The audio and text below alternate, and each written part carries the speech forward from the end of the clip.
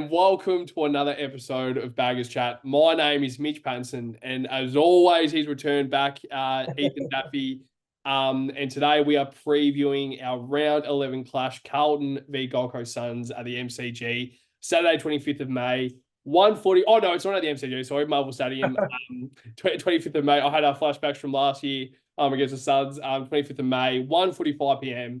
at Marvel Stadium this week. So, of course, Daffy Boy, just very quickly.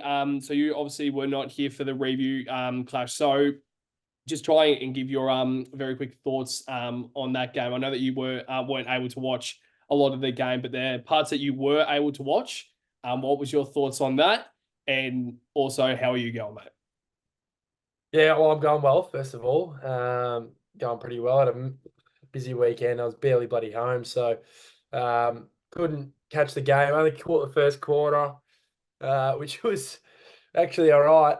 I did have that feeling at the back end of the first quarter that we were going to shit the bed for the rest of the game, though. I just had that feeling. Harry's miss from straight in front, and it was just like this. There wasn't much conviction the way we were going about it in that second half of the first quarter. The first bit of the first quarter was fantastic, but I've seen bits and pieces of the rest of the game, and it's just Chad Warner having a laugh down the middle of the ground.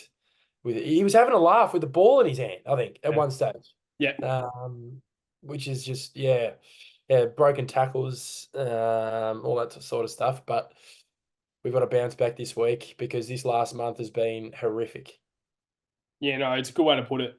The past probably last week was really bad, but as you said, I think even the whole year we haven't really played overly great. Like, comparing to last year, we were 4-8, I think, after round 12, and we're now up to round 11. And what are we going into? 6-4 into this weekend. You think about that, and last year you can compare it a lot from last year to the comparisons of we weren't playing overly great last year, but I think this year there definitely are still some comparisons, but I think at the end of the day we're still playing a little bit better because we realistically should be around that top 6 sort of side. I can't believe we're 10th on the ladder. I think we're a lot better than that. And as we say, I think we look back to small games that even the Adelaide game, we should have realistically beaten the Crows at Marvel Stadium, and even the Collingwood game to a stretch as well. Geelong, you can almost name as well. Small games like that. Then at the end of the year, you really do look back at these games, and whether it's top 4, top 8, or even missing the top 8, you look back at games like this and really wonder what if. But I think right now, as I said in the review episode, I think you kind of have to go week by week, and we are going week by week, and it's Gold Coast Suns this week. And let's be real, they just absolutely slaughtered the living hell out of the Cats at the TIO Stadium. So they're obviously coming off a bit of confidence. And we spoke about before we press report on the episode about how they don't travel too well, and they probably have a bit of a hoodoo in terms of they can't travel too well when they do actually get outside of the Queensland and Northern Territory sort of area of Australia. So they don't play too well when they go to travel, but that's something that we've noticed, but I'm sure within the Gold Coast Suns, they would have noticed as well. So, but let's just hope they can get another loss this week against us for another away loss this week against the Baggers. But let's just start off with the injury list, Daffy Boys. So it's something that we obviously need to be looking at. So last week we were doing the preview, and we did it before the injury list came out. But this week we wanted to make sure that the preview was done after the injury list, because that means that obviously now it's a lot. It's a thing that we actually need to look into a lot more this week, because this year especially we have been absolutely crazy with injuries. So Jacob Wiedering, Adam Saad, Jesse Motlop, and Lockie Fogarty are all a test this week, which is pleasing. Wiedering obviously played last week against the Swans, but he obviously was subbed out at halftime with that cork, with the corky. So it seems like he's all good. I would just assume it would be a 1 week if he was to miss. It's just a really bad cork from what I'm hearing. Now, one of the injuries that if we didn't do this episode right now, we probably wouldn't have been talking about it, and it's Mark Pittonet. He is going to miss this week with a finger injury, and he is being classified as to be continued, Daffy Boy. And another name there is Tom De Koning, who might be in doubt this week. So there's been reports and rumours within the club and the external media saying that he has a hamstring injury.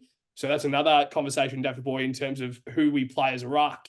And the last and certainly not least, Daffy Boy, Jack Martin is also to be continued with his calf. I think his calf reminds me of a bit of a small toothpick that you kind of break very easily. I think his calf is kind of like that because it's very easily damaged. So, Daffy Boy, in terms of the injury list, there's a lot of names there. That is a big conversation coming this week. What's your thoughts? Yeah, it's just incredibly frustrating. I think, we're not when everyone goes next man up, next man up. We haven't had our best team in all year. We haven't. Let's be real. I look at names who are in the team. Let's be real. Corey Durden isn't best 22. Orazio Fantasia isn't best 22. Like, let's be real here. They're not. I'm not trying to be mean here, but they're not. They're not up to it. They're not up to it currently in our team. And obviously they're plugging holes because it's, the injury issue is, obviously out of hand. But yeah, it's there is a lot of positives though with this injury report that just came out a few hours ago. Sorry, with Fogarty, Sardi, and Mott's coming back. You almost bring them all in, to be honest with you. I think you got to roll the dice at some stage. Fogarty's a massive, obviously Sardi's a massive one. That's a given, right? He's a superstar, but I think Fogarty's going to be crucial up forward for us. Just that pressure we've been lacking. He doesn't get like fended off much. His tackles aren't broken, that type of stuff. And on Pitto, I thought in the bits and pieces I watched, I thought he was actually all right on the weekend. Yep. He's rated the second highest ruckman in the league right now, based on his performances. So Is that behind Gorn? Yep, behind Gone. So I was looking at his numbers; they're pretty good numbers. He's averaging high disposals now too, because he's getting a lot of clearances and then obviously on TDK and Jack Martin. Obviously, Jack Martin's just Jack Martin. I won't touch on him. He frustrates the living shit out of me. So and TDK, yeah, there was a bit of talk earlier in the week about him, and he looked a bit ginger at training the other day, according to Tom Morris. But he's not on the injury list. But we know with Carlton that they like to dawn some surprises about 11 o'clock on Saturday. Yeah, no, it's a good point. Now, I just want to ask you about something there about with the whole Lockie Fogarty talk and in terms of the broken tackles. Now, that is something that I have been looking at for 4 weeks now. Yep. Every game, it doesn't matter if we win, we are always one of the teams that we always seem to find a way to give away broken tackles every single time. We can't lay a tackle. And I said in the review episode, I'm like, I would love to see a broken stat tackle average, because it would actually be interesting to see in terms of the 18 clubs and seeing what type of, like, I would actually like to see what our average would be, because I reckon it would be very, very high, if not the highest in the competition. Because I mean, it's a little bit tough because we probably only watch Carlton. I mean, we obviously watch a lot of Carlton games, but AFL games. But I think Carlton is obviously the one that we try and look and really deep dive into as much as possible. But when I'm at games, I'm just like, fuck, man, like the amount of times that they're broken tackles. And I think I completely agree about Fogarty.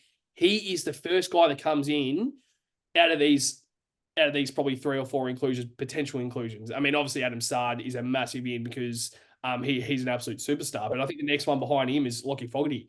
And it's the pressure that he brings inside the forward 50, but it's also the tackling. No one gets past him when he lays a tackle. And that's something that I just wanted to very quickly say, because you were absolutely spot on about that, because I think he is one of our best tacklers, if not our best tackler. So I'm going to throw it straight back to you, Daffy Boy. Ins and outs with your sub. It's a big conversation this week with obviously one to maybe 2 forced changes. What are your thoughts with your ins and outs? And make sure to name your sub. Yeah, well, it's always tough with the sub, in my opinion. The sub net. Let's make a quick. I'm going to make a little bit of a quick point here, a little bit of a shift here. I'm just going to just. Why is there the sub rule? Oh, it's fucking stupid. Got to be 5 on the bench. 5 on the bench.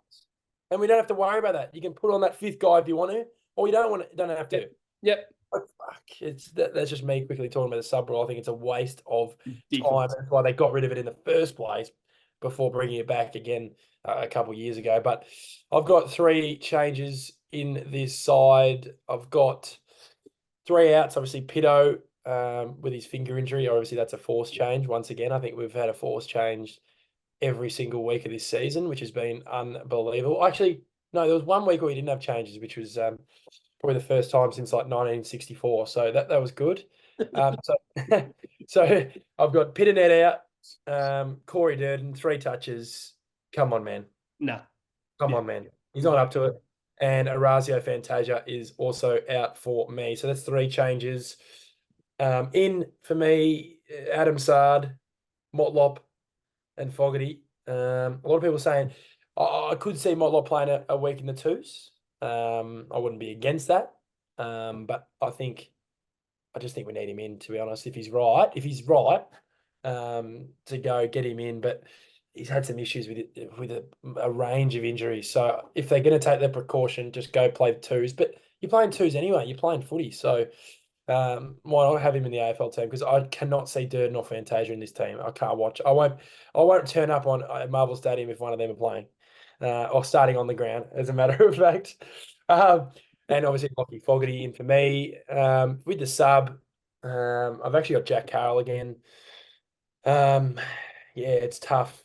I think he actually went all right on the weekend when he came on. I think people talk about our midfield in a sense. Everyone goes like, we talk about it and, they go, oh, we're slow. We're very slow. I think we're very slow because a lot of opposition, and it's the way we set up around the ground and the way we set up at stoppage. Like I was watching a few things. I watched like a mini on the weekend. I kept going back to this. There was a couple of stoppages and I was just re-watching them. And I was like, how are they getting out of this so easily? Like, Warners and Row Bottoms and, guys like that, Goulden and all those types of guys. How are they getting out so easily? We're not slow. It's the way we set up and it makes us look slow. Yeah. It makes you look slow. So, and obviously Sydney, credit to them, but if you're not setting up well enough, teams are going to run you off their legs. And this team on the weekend will definitely do that because their midfielders are in top form, headlined with Noah Anderson. Yeah, so we'll obviously touch on the opposition watch later on in the episode, but I'm just going to touch on my ins and outs, and mine's the exact same as yours. I think it's pretty obvious this week. Ins, Jesse Motlop, Adam Sard, Lockie Fogarty. Outs, Corey Durden, Orazio Fantasia, Mark Pitnet, sub, Carroll. Mine's the exact same. I don't think there's anything that needs to change with Carroll. I think potentially you could bring him in, maybe drop one of the talls with Marchbank or Kemp, maybe because maybe we might be going in too tall in the back line because Zach Williams didn't even play halfback at all last week, and I don't think I like that. He was playing that half forward role where he swung into the midfield, and I'm like, what is this about? How can you learn a position within a week? That was something like David Teague that used to do a couple of years ago. So that was a little bit worrying seeing that. But I understand it. Like, I think when there's injuries like this, kind of on your last resort, and you've got a player like Zach Williams who you can kind of see his attributes and how it can kind of work. But I just want him back in that traditional halfback role. And with Adam Sard coming back in, like maybe look at Jordan Boyd, Zach Williams, Adam Sard, like those 3. Is that too many halfback flankers? And right now you can't drop Alex Chincotta. So, and then you got Nick Newman there. Then you got Marchbank. Then you got Kempy. Then you got McGovern. Then you got Wiedering. There's a lot of defenders there. You really do think about that. So I'm sticking with my 3 ins and outs, the exact same as you, Daffy Boy, but you do have a think about it. And in terms of the defenders, you've got to have a think about it. Were you about to say something there? Yeah, so I agree with the Zach Williams thing. I think if he's not playing at halfback, what's he playing it all for? Well, like, what are we? I know they're probably trying to, do something. But if he's not a halfback, don't play him. Do not play him. Why are we forced to play him? Or be the sub. Be the fucking sub. I don't know. He's just not like, it's not about if he can do it or not. It ruins the whole structure of the team. And like you said with David Teague, he knew how to ruin a bloody, structure of a team when round 9, 2021 against the Demons, he put Liam Jones at full forward for the second half. That's the one example of many, but he's not there. Do not play him. Do not play him. worthy of a spot right now over guys like you just mentioned? Probably not. Probably not. The only reason why he's in the team is because of his price tag and his so-called reputation, which I'm not sure where he earned that from. No. I still don't know where he's earned that from. Played one good prelim at the Giants. It was a handy player at halfback, but he's not Adam Sard. He hasn't Mm, proven himself on the big stage consistently. That's just mm. my kind of take on Zach Williams at the moment. Yeah, no, but I mean, you're completely right. And even the past 4 years, like he's probably had the opportunity to prove himself, but he hasn't been out there because he hasn't been like he's been injured. So Exactly right. last year was obviously quite unfortunate with his ACL injury. But other than that, there's been a hell of a lot of soft tissue injuries. And you think about Jack Martin, and you're like, well, crap, like this guy gets injured more than bloody I don't even know. And then you think about Zach. This is Zach Williams a couple of years ago. Exactly You right. go into last year, 2023, when you're like, oh, it's unlucky that he's had an ACL injury. He's got another. He's had another injury. I would actually like to see a stat. I'm sure there would be a stat somewhere out there. How many games Zach Williams potentially could have played to how many games he has played in navy blue. I would love to see that stat Yep. because I reckon he could have. I mean, what he came in 2021. That's like That's you look probably at about what, maybe 4 80 games seasons, roughly. 80 games roughly. 80, 90 games, and he's probably played, 20. Not even. I don't even know, to be honest with you. It's unbelievable. It's unbelievable when you look at it like that. And Jack Martin was the exact same thing. When did he come? End of 2019, 2020. Yeah. You look at that and you're like, I reckon Jack Martin would be around the same stat. Mm. But yeah, I mean, we don't want to try and shit on players, but it's not shitting on players. It's the injury Oh, talk. Is the yeah. injury talk. And I don't know what show it was. I think it may have been Footy Classified last night on Monday night, Channel 9.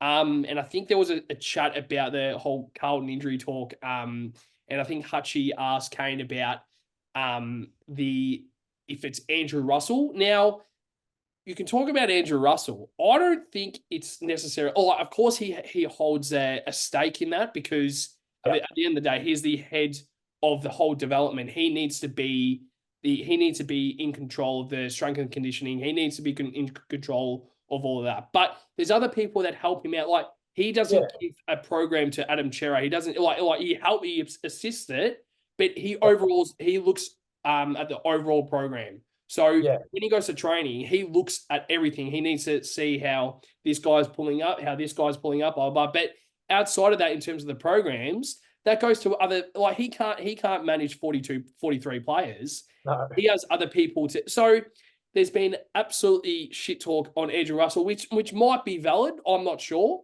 But there's other people around that like at the end of the day, it's a team. That strength and conditioning team. It's a team at the end of the day. And I think the shit talk of Andrew Russell is a little bit out of line. And that's just my opinion. I don't think, like, what else would you expect him to do? Like, I think he's trying his best. I just think that it's been very unlucky. And you do have a few injuries there where there have been ACL injuries where it is quite unlucky, but also the large majority of them is soft tissue injury. And I think the conversation is 100% valid, but in terms of pointing the fingers, I don't think that right now is the correct is the correct way to do things. So let's now move on to our opposition watch, Daffy Boy. Now, we spoke about earlier about the Gold Coast Suns, how great they were against the Cats. So for the people that don't know what this is, we pretty much just go through backline, midfield, and forward for the opposition, and we touch on one player from each line, and we pretty much explain why they're a threat. We don't know what we're going to say, so Daffy has his own, I have my own players, and we're pretty much just going to explain why they're a threat for the Gold Coast Suns. So Daffy Boy, backline opposition watch for this week. Who have you got? Yeah, well, they had a big win on the weekend, the Suns, but I thought behind the ball, they struggled a bit when the ball came in. They still conceded 100. Let's remember that. They won by 60, but they still conceded 100. And that was without, Hawkins and Cameron in that side. So, obviously they leaked a bit, but they still obviously were very, very good. I think one guy I look at is he was kind of, I think I'd say 75% to 80% of the time, he was that guy rebounding outside from D50. And he kind of started those chains, and they always used him. They kept using him all night. And it was Sam Flanders. Because he's racking it up. Obviously, he's probably more of a midfield type, but they put him behind the ball. And he's the guy. He's the guy they go to, kind of like that Blakey or that, maybe Sard or, certain players like that where he needs the ball in his hands 30 to 35 times a game for them to win the game. If they're going to, because his ball use off D50 is really, really good, and he's getting a lot of it. He got a lot of it on the weekend. I think he would have had 35, 37. He had 19 kicks. So it's a pretty good day out against a pretty handy outfit in the Cats. So yeah, he's one to watch for me. Yeah, no, I really like that. I had a feeling you may have said that. And you think about players that really utilise a certain player outside of that back line, and it's probably Lockie Whitfield as well as another player that Giants have really tried to Right. use in terms of trying to get out of that. And even Western Bulldogs with Bailey Dale and JJ, they are two players as well that they really try and utilise off that half back. But I completely agree about Sam Flanders. I did have a feeling that you were about to say that, so I thought I would go with someone else, and it's Alex Sexton. Now, this is a bit of an interesting one, and I just saw you raise your eyebrows there, Daft Boy. He was good. He was good on the weekend. Yeah. Yeah, but last year we probably would have said, mate, this guy could have been playing in the local bloody competition down the road, in a bloody the SFNL, mate, or something. So, but he's rejuvenated his position, and he's transitioned to halfback over the off season, and I've got to say he's been very good in that role. And he's really become one of their best ball users off the halfback, and like Sam Flanders obviously was becoming more of a midfield over that off season, but it seemed like they've kind of gone with Tuka Miller to kind of fill that void and then pull Sam Flanders back to the halfback flank. But as you said, that he still kind of transitions through the midfield, which I love because he's my Supercoach team. So keep going, Sam Flanders. Hopefully you can get 45 touches on the weekend and Carlton win by 140. So but Alex Sexton is my opposition watch. But who knows? He's been playing well enough, and he was playing well enough also before he got dropped. So he got dropped for a few weeks, but I think he got like 37 touches in the VFL and 2 goals, and he was brought straight back in. So Alex Sexton is my opposition watch. Now, Dave Boy, throw it straight back to you, mate. Your midfield opposition watch. We've touched on a few midfielders already. There is a hell of a lot of midfielders in there. Who have you got as your midfield opposition watch? Yeah, I thought their midfield group was superb on Friday, just as a whole. They were very, very good. It really, really showed the lack of depth in the middle for the Cats. And I personally think it's going to be their downfall this year. Yeah. I think we beat their midfield a fair bit too. I think we had 21 more inside 50s. Not sure how we lost that game. That loss is looking worse by the week. Every single week, that loss is looking worse. It looked good when we lost to them because they were 7-0 or 6-0, and now they've dropped a few games to a few teams. So the guy I'm focusing on, I was going to look outside the box, but geez, this guy was phenomenal on the weekend. Noah Anderson. I even chucked a little cheeky $10 for him on the Brown. I think him and Matt Rowell might steal votes off each other, but he's their best player. Noah Anderson, in terms of impact, he is phenomenal. He is the perfect midfielder. He can play in the middle. He's tough on the inside. On the outside, he's kicking goals. He's classy. He's one of those guys that he doesn't look ultimately that quick, but he just floats. He just floats through and just drifts through and has 42. So, yeah, he's phenomenal. Absolutely phenomenal. And I think we're going to have to keep an eye on him this Saturday.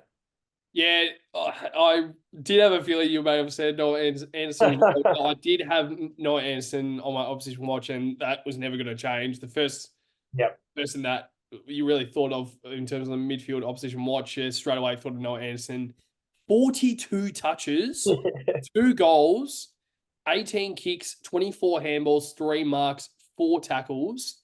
Yeah. That is a game and a half. And you said them perfectly, and that's one of the things that I wrote down here that I'm really glad that you said. He's one of the more impactful players in the competition, and when he has like his high impact in terms of his disposal, when he gets the ball, he can have 20 touches, Yeah. and it's still a good game because of the way that he uses the ball. So, and as you said, then he also puts it onto the scoreboard. And I don't know what it was. I think the past few weeks I saw a podcast maybe a week ago, and they were speaking about the midfielders are starting now transition into impacting the scoreboard, Yeah, and yeah. um the best midfielders in the competition actually impact the scoreboard. Like you think about Paddy Cripps, like he likes to impact the scoreboard. Noah Anderson, even like a Lockie Neal to a stretch. Nick Dacos, who I mean, obviously he has been playing half back, but he's now transitioned back into that midfield and has been playing really well. Marcus Bontempelli as well is another player that you really think of likes to impact the scoreboard. So yeah, I've gone with Noah Anderson as well. Yeah, you can have a few other players, Tuka Miller, Matt Rowell, who's been an absolute beast this year. I don't think there's enough conversation going to Matt Rowell. 35 touches last week, 1 goal. There was a lot of disposals last week, wasn't there? Like Yeah, 42, yeah. 37 to Sam Flanders, 35 to Matt Rowell, 32 to Sexton, 32 to Miller. They Like, destroyed them. They yeah, absolutely, they should have won by more. If yep, they, I think, I don't know how many inside 50s Geelong had in this game. I'll just quickly look now. But yeah, they should have won by more. They yeah, really, really should have won by more. And like I said, with the defence, they leaked. Even though they played well, they leaked goals at certain stages of the game. They probably should have won that game by 80 or 90. yeah. I know 64 is still fantastic, but they could have won that game by a lot more. Yeah, so the inside 50s last week. So the Suns and the Cats. So Suns had 73 inside 50s when the Cats had 56. So Yeah. they could have had a lot more of a blowout towards the end of that game. And yeah, I think 264 points was scored in that game. That's unbelievable. In Um, Darwin. in Darwin as well. In Darwin, Yeah. yeah, because I watched the game before the week before, and it was Suns North, and that was an absolute shit fest. But I'll go throw it straight back to you, Daffy Boy, for the forward opposition watch. Like obviously Levi Casbolt isn't down there. I think he's injured. Yeah, has he No, retired? no, no. He's playing twos.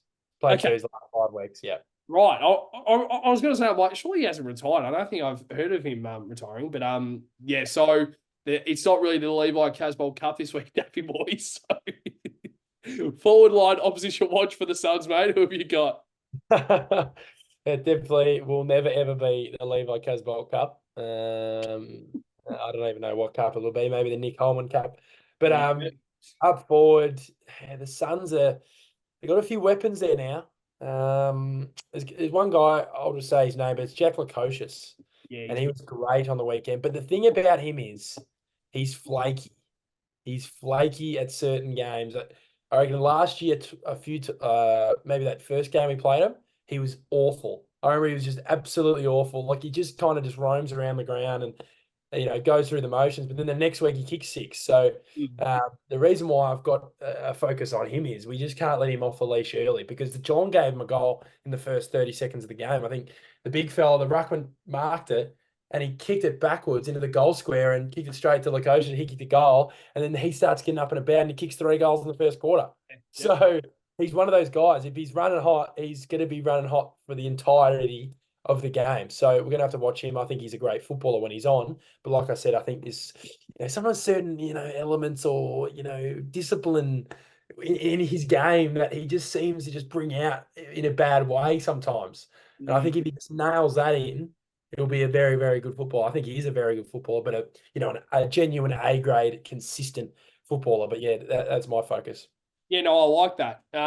So I've just got a question about Jack Lukosius. I know that there's been a lot of conversation because he's been a player that has played a lot of roles throughout his career, Yeah, throughout his young career. Do you see him more as a forward, winger, or half backer? he can play anywhere, but no, I don't think he's defensively disciplined enough to play down back. Completely great. Like if he has to take on a fourth tall who's good in a good team, whether it's Sydney or whoever, even us at certain points, if we have a full team in, he can get really caught out. And yeah, I like him at forward. There's just something about him at forward. Yeah. Because yeah, well, you look at their forward line. I know you'll touch on someone else, but they're kind of. It's I don't know. You can't really put a finger on them again because they just if they keep doing it consistently, then you'll go okay. This forward line is really really hitting, and then Ben King's having a good year. So, yeah, Lukosius is up forward for me if I was Damien Hardwick. Damien Hardwick. God, the first time we were playing against the Suns, against Hardwick while obviously coaching the Suns. But yeah, like I even look at the back line, I'm like, well, he probably doesn't like if you were to put Lukosius anywhere, you probably wouldn't slot him into the back line because they've obviously got Sam Collins, Charlie Ballard, Joel Jeffrey, who is a bit of an interesting one, off that halfback, Sam Flenders, Matt Rao, who was listed at the halfback flank last year, Yeah.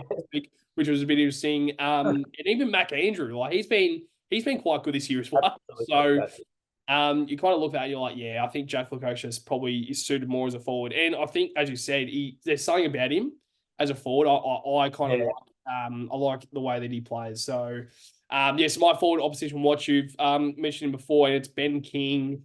I think he's still one of the best forwards in the competition when he does perform.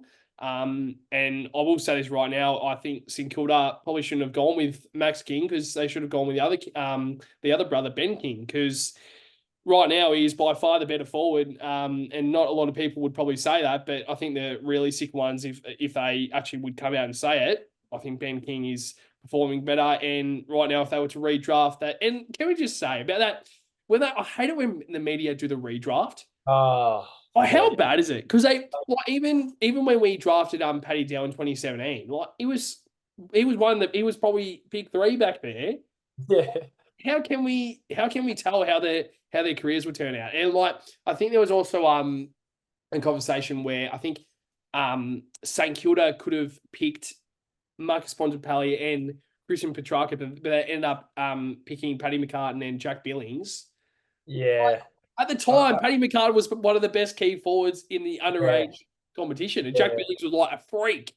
Yeah. I agree with the redrafts. Every time they pop up, I'm like, oh god, Oh, swipe. we should have picked McCluggage over Petrusky Seaton or whatever. But in terms of the Saints ones, I still think they fucked them up. Like in terms of, I think at the time they fucked them up. Yeah, Petrarca, look at Petrarca. He's an absolute beast. You can yeah, play forward, you can play in the middle, but no, we'll play a forward who, I don't know. You know what I mean? Like you compare the pair, like they picked McCartan and yeah. Petrarca and Brayshaw were 2 and 3. So I know Mm. that's the whole point of, we're talking about redrafts, they're annoying, but yeah, the Saints have made many fuck ups, and we have too. Let's be fair. Yeah. Unless that wasn't the draft where Bontempelli was in it. I might be wrong there. Bont was, The year before, Cripper. Cripper. Yeah. yeah, I think so. Yeah, It may have been the same year. Wasn't that 2014? Oh, no, that was 2013. 13. Yes, that's right. Yeah, sorry. So 2014, yeah. So 2014 and their first year was 2015. Yeah. But yeah. I mean, like Brayshaw was another one. Mm. And that's Andrew Brayshaw, Freeman. Yeah. No. Angus. Owen. Oh, wow. Yeah. So they got both of them, and Paddy McCartan went to the Saints. Oh, right. Sorry. I thought you were, yeah. Sorry. Yeah. So imagine if you, like, I know this is not Saints chat, but imagine you pick one of all the other of Petrarca and Brayshaw. They're probably, obviously, they've had better careers, and McCartan's head issues, but he probably wasn't the footballer those two were. So, Yeah. It's a bit of an, because I know, like, I actually remember back then to when Petrarca, like, was being, and there wasn't, I mean, like, probably 2 or 3 years after, and Petrarca had that ACL injury. So yeah. I think it was the year that he got drafted, like the year that he was meant to play. He obviously had the ACL injury, and Yeah. it was talks about him not being overly great anyway at the time. So he's obviously he's done a lot of work when he had that ACL injury, and obviously he's turned out to be an absolute beast. And in hindsight, you look back and be like, oh, Petrarca should have been pick 1. But I mean, McCartan was probably the best pick out of that draft. And it's a very interesting one. But yeah, so Ben King, opposition watch for me. I just think he's a player that's kind of come like slowly. He's still not performing his absolute best. Yeah. It's slowly going up. And yeah, I think Ben King is another threat. And if Jacob Wettering doesn't get up, it's going to be a conversation come Saturday afternoon. But I think Wettering should get up because it was just a cork. But definitely, let's now move on to the highly anticipated match predictions. So to the viewers who don't know what this is, we go through a bagger of the game, which is who we think is the most high impact player come Saturday afternoon. And then a point of difference, which is pretty much, as the word says there, point of difference in the game, and winner plus margin. So, Dave Boy, I'm going to throw it straight back to you, mate. Match predictions. Who have you got for the Suns this week? It's it's a clash we have to win. We go to 7-4, we probably end up six at the end of the round, and I'm very, very pleased with that, considering how we've played, the injuries, the draw. I feel like we're playing every fucking good team every week. And then the shit teams from last year turning good. It's like, oh God, it's just like the mind is just burning. And I needed the week off, to be honest with you, last week. I needed the week off just mentally. But my bagger of the game, he's going to come in this week. He's going to come in from a hamstring injury and he's going to dominate. It's going to be Adam Sard. It's going to be Adam Sard. He is probably top four players in our team. In terms of consistency, he is just unbelievable. He is unbelievable. And we'll have him and McGovern and Boyd coming out of the back half under the dome. We really should be cutting up this team. I know the Suns are above us right now, but let's be real here. We should be beating this team at Marvel Stadium on Saturday afternoon. Point of difference. Oh God, point of difference. I'm going to say Jesse Mollop. If he plays, he'll be the point of difference. But if he doesn't get up and Fogarty gets up, he'll be my point of difference. So I know it's kind of cheating the system here, and I'm saying 2 point of the difference. But Jesse Mollop, and if he doesn't play, Lockie Fogarty is my point of difference. Winner plus margin. If this was anyone else, if this was like, I don't know, someone, another team, if it was just another team, I'd probably still tip us, to be honest. Yeah, well, we had a bit of a reality check last week. We both still tipped us last week, and it was probably, it was due to come to us, that loss. We hadn't lost like that for a long time. Yep. Long time. And even when we was shit last year at the start of the year, we weren't getting smashed. So winner plus margin. I've got the Blues having a real crack in this one. I don't think it's going to be tight. I think it'll be tight for most of the game, like tight-ish. I think we'll have a couple goal buffer for a lot of the game. But I think we'll go out as 21-point winners at Marvel Stadium and head into Port Adelaide, which is a 5-day break, might I add. So that might be also another reason with Pitternet out. Maybe just give him the week and then head into Port. And also with Motlop, you might actually play him in twos and then get him right for Port Adelaide or Essendon the week after. So, yeah, winners by 21 points, the mighty Blue Baggers. Yeah, no, I like it. Now there is, well, I mean, I like when you came, when you said that about Mark Pitnet, I'm just like, oh yeah, well, Jared Witts last week was managed. Yeah, so he's in there. I don't know if he does come back in. Is he kind of locked in to come back? Yeah, he's been. I feel like he's been. Well, Ned Moyle last week was phenomenal. That's what I thought. Yep. But I think he comes in. I think he's too good. You might have to play both of them. He might have to be unlucky. Ned Moyle. That's just how he might be the future ruckman of the Suns. But yeah, I think Witz has had. He's had. I think I read some before. Maybe two games managed, but that was a while. Like there was a break in between that, so where he was playing. So yeah, I'd imagine he comes in because he often plays pretty well against us too. Yeah. Yeah, no. Well, I mean, that's what I'm saying. Like, it just like, especially with coming, with hearing about Mark Pitt now, don't know if that maybe changes things and you get Witts right for the week after. But if it was managed for this week initially, especially knowing with that they probably expected Geelong to then manage Reece Stanley and bring in Toby Conway, I'm not sure. But yeah, so expecting Witts comes back in.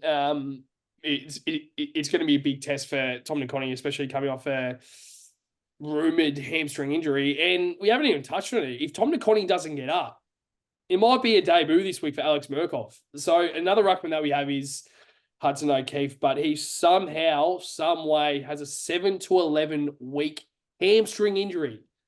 That's unbelievable. That's like a grade 3 strain. So I think that requires surgery. So yeah, hearing that, I'm just like, wow. That is unbelievable. And there's another player where it's like another soft tissue injury. So yeah, to imagine Alex Murkoff playing this week against Jared Witts. Oh God. Can Ned Moyle just play another week this week? He'll tell him up, to be honest. Yeah. Very good ruckman. Yeah, no, exactly right. But I mean, maybe even they just play Ethan Reid, one of their other players that they were playing in the twos. Maybe just bring in Ethan Reid to come up against Alex America. But let's just hope that Tom Conning does play this week against the Suns. But yeah, so my bagger of the game, going with a bit of a niche one this week, Matt Kennedy. Wow. Yeah, Matt Kennedy. It. There's something about Matt Kennedy under the Marvel Dome up against the Gold Coast Suns. I kind of flash back to 2019 when he kicked 4 goals. He's our full forward, and we were all thinking that Matt Kennedy was going to be the next common medalist in the competition. But yeah, Matt Kennedy, bagger of the game. I just think that it helps with Cherry. Obviously, you want to have Cherry in, but it kind of opens up an avenue for Matt Kennedy to be the bagger of the game. So, yeah, I'm going Bam Bam for bagger of the game. Now, point of difference, Zach Williams. Now, this is a bit of a risky one because knowing me with my point of difference, I actually want to see a stat. Ever since doing this bagger of the game, the match prediction point of difference, I reckon I pick the point of difference more often than not, and they're out that week all the time. I do point of difference. I think last week I chose David Cunningham, and he didn't even play. So Zach Williams, point of difference. Don't let me down. Please play, because if you don't play and you might be dropped or managed, or maybe injured, who knows? Just hope Zach Williams does get out. But yeah, I'll put him down as a point of difference because Sard returning, it might open up another avenue for Zach Williams to be transition back to that half-back flank. And who knows, I think Zach Williams might play a great game if he gets the opportunity to go back to his role. Now, winner plus margin. So I initially had the Gold Coast Suns. Oh, my God. Yeah, I did. Now, how? They have impressed me, and it's more because the hoodoo with playing away, the Suns playing away, and they haven't been great. I think it has to come to an end, and I'm hoping it doesn't end this week. Now, my match predictions, I'm going to get it out there. Blues by 34 points. 34 points. Now, that's changed. Now, okay. I'm going to say this right now. If we find a way to lose this game this week, next week, I am not tipping Carlton. Yeah, I agree. I'll do it too. Let's make a pact. Yep. We will not tip Carlton next week against Port Adelaide if we lose this. Exactly. If we lose, no. Like, it is just, I can't, and you're not even disrespecting the opposition because Gold Coast are actually now, like, they're actually a good side. They're a really good side. So I initially had them Suns by 24 points. And I was writing it down. I'm like, God, this pains me. This absolutely pains me, definitely. But yeah, I've gone Carlton by 34, but I'm a little bit, it's a risky one. I'm kind of going with it being like cautious, very cautious. Like, yeah, I've gone Carlton by 34 points, which is quite a big margin, but I don't think it will be close either way. I don't reckon the Suns will win close. I don't reckon we will win close. I reckon it will be somewhat of a blowout, not a blowout, like maybe 20 points around what you said either way, or it might even be a little bit more than that. But yeah, I'm just thinking to last year against the Suns, like they obviously would have been pissed off with that. Traveling to Melbourne, the MCG, once again, they're coming up against us. We probably would be like walking in expecting a win, like we always do every single week. Because we're now at the point in time where I think we should be winning most weeks against any competition, any opposition.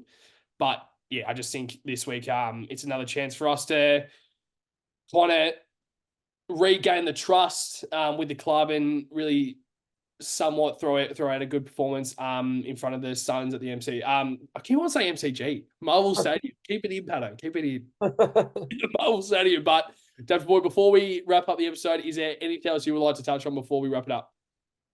Yeah, massive win if we get this. Massive win if we get this. You had a 7-4, which is a pretty good record considering. Like I know we've got a few easy ones, like you said with Adelaide. We probably should be 8-3. But you got to stay with the pack because this year is so tight. Every game is important. You win one game, you go up to bloody second like Essendon, or you lose one, you end up where we are right now. And I don't even care about the ladder right now. I do not even care. Like, it's there. You're going to look at it, right? You're going to look at it. But it's round 11. We was 15th in round 16 last year. We're not even near that at the moment. So it's obviously it's there, the ladder. But let's just focus on fucking winning every week. And then the ladder will sort itself out. Well, I've said literally, I couldn't have said it any better, Daff boy. Absolutely great way to wrap up the episode. But yeah, so to every single blue bagger, every single AFL supporter, every single sports supporter in general, make sure to like, comment, subscribe. We are well and truly on the road to 1,000 subscribers. I think we are up to 914, I believe. Yep. Let me just fact check that very quickly, Daffy boy. I think it's not 914. So 914 we're up to on YouTube. So if you do enjoy the content we bring out twice a week, make sure to subscribe on YouTube, but also make sure to subscribe on our other platforms as well, Spotify, Apple Music. There's a few other platforms that we do where we upload our podcast. Make sure to get around those, and also our social platforms. Make sure to also get around those as well, because we try our best to get as much content out as possible for the Blue Baggers. But to you, Daffy boy, great to have you back. Thanks, There's mate. every single Blue Bagger out there. Yep, the bigs.